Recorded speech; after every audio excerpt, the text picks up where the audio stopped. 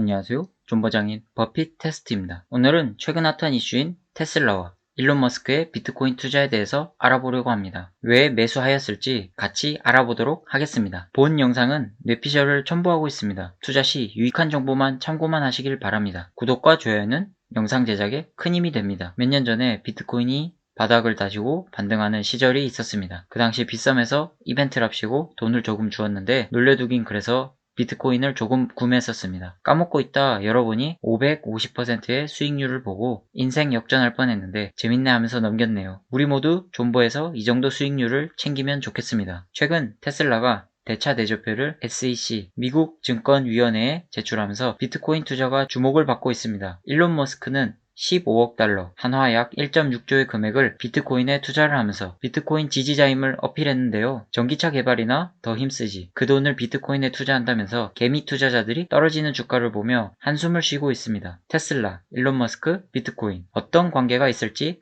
알아보겠습니다. 목차입니다. 첫 번째, 테슬라 및 머스크가 비트코인을 매수한 이유. 두 번째, 비트코인 결제 방식의 리스크. 세 번째, 테슬라 투자 전략입니다. 이번 매수 이유들은 일론 머스크가 직접적으로 밝힌 내용보다는 뇌피셜적인 부분이 많을 수 있습니다. 참고해주세요. 테슬라가 비트코인을 매수한 이유 첫 번째입니다. 비트코인이라는 자산은 많은 사람들에게 고통과 기쁨을 주듯 변동성이 매우 큰 자산입니다. 그럼 그 변동성 때문에 재무제표의 리스크는 증가하는데 왜 비트코인을 매수했을까요? 일단 공식적으로 발표한 입장문은 현금 및 현금성 자산의 포트폴리오를 다변화하는 기회로 판단했다고 합니다. 확실하게 공시자료인 만큼 뻔한 답변을 볼 수 있었습니다. 하지만 숨겨진 내용들을 더 찾아보겠습니다. 코로나19가 장기화되면서 대규모 부양책으로 인해 달러의 가치가 급격하게 내려가고 있습니다. 그러면서 인플레이션 우려가 생겨나고 금이나 비트코인, 주식, 부동산, 자산들의 가치가 폭등하고 있습니다. 아마도 달러 대체 수단을 고민하다가 나온 산물이 아마 비트코인일 것입니다. 현금성 자산 공시자료 기준 테슬라는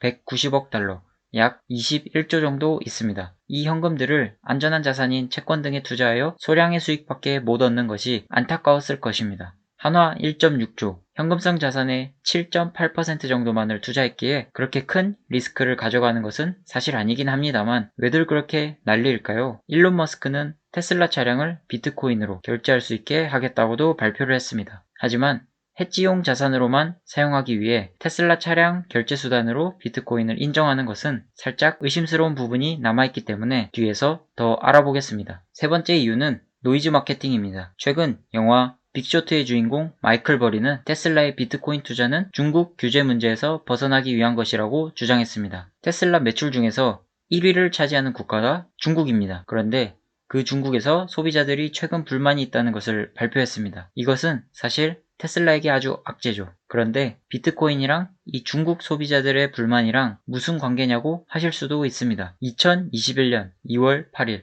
중국 정부는 테슬라 품질 문제를 공식적으로 발표를 했는데요. 바로 그날 테슬라가 미국 증권거래위원회에 대차 대조표를 제출하고 1.6조 원치의 비트코인을 투자한 사실이 오픈되게 됩니다. 그러면서 중국이 발표한 사실은 완전히 묻혀버리고 비트코인만 폭등하게 되었죠. 마치 짝이라도 한 것처럼 아니면 이미 알고 있듯이 아니면 미리 대응했다는 듯이 타이밍이 딱 맞아버렸습니다. 네 번째 이유입니다. 비트코인 투자가 밝혀지고 난 후 비트코인의 가치는 지금까지 계속 상승해왔고 지금은 5,500만 원도 넘어섰습니다. 이렇게 되면 인플레이션을 우려한 다른 기업들이 투자처로서 달려들 수밖에 없는 현실인데요. 세계적인 투자자 레이 달리오는 비트코인 매수를 권했고 세계 최대 자산운용사 블랙록 또한 비트코인 시장에 진입하기로 했습니다. 애플페이나 모건 스탠리의 경우 공식 입장은 아니지만 검토 정도는 해보는 것으로 뉴스가 나오고 있습니다. 이렇게 다른 기업들이 참여하여 변동성이 줄어들고 비트코인 네트워크의 안정성이 강화된다면 자동차 판매 방식을 재설정하는 파괴적 혁신이 또 일어날 것입니다. 마지막으로 궁극적인 머스크가 꿈꾸는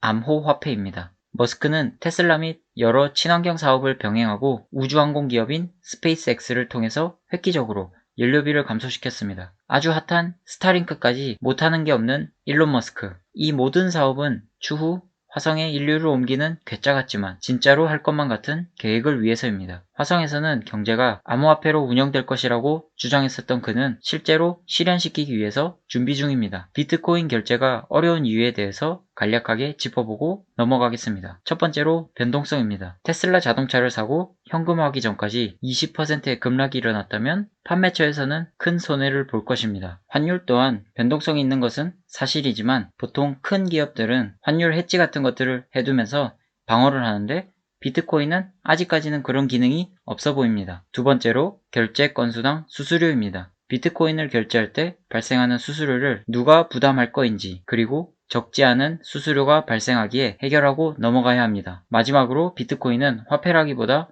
미국에서는 재산으로 인정하고 있습니다. 그렇기에 결제 이후 현금화를 하면 과세가 필수인데 양도세가 들어가기 때문에 더욱 불리합니다. 이러한 여러 문제들을 차근차근 해결해 나가야지만 일론 머스크가 주장하는 비트코인 결제가 가능하지 않을까 싶습니다. 결국 테슬라가 비트코인으로 결제가 가능할지라도 테슬라 부품 업체들은 비트코인으로 받지 않을 테니 여러 예상치 못한 모순점들이 발견될 것입니다. 테슬라 투자 전략입니다. 최근 고점을 찍고 꾸준히 하락하며 횡보하고 있는 테슬라, 좀처럼 올라갈 기미를 안 보여주는데요. 코로나 이후 그리고 액면 분할 이후 쉼없이 올라온 테슬라에게 조정은 필수라고 생각합니다. 기술 침투율 자체가 아직 10% 아래인 전기차 시장이기에 이노베이터까진 아니지만 저는 걱정 없이 최소 25년까지 정점을 찍는 2031년까지는 들고 가볼 계획입니다. 2월 17일 미국장에서 테슬라 주가는 760불대까지 하락을 보여줬는데 우리의 든든한 지원군인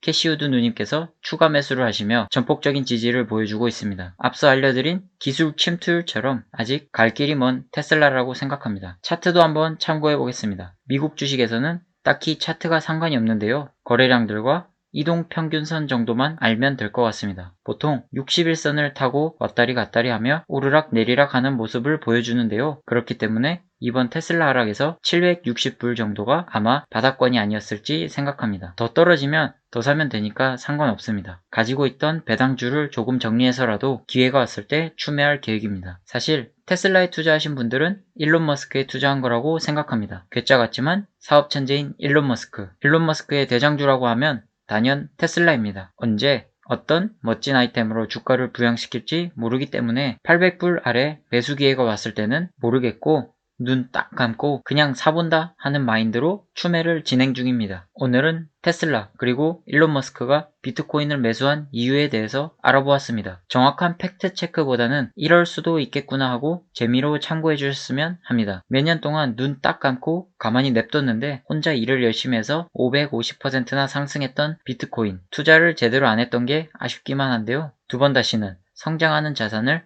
절대 놓치지 않고 꼭 붙잡고 가봐야겠습니다. 오늘도 페이스메이커로서 도움이 되셨다면 구독과 좋아요 부탁드립니다. 그럼 다음 영상에서 만나요. 안녕.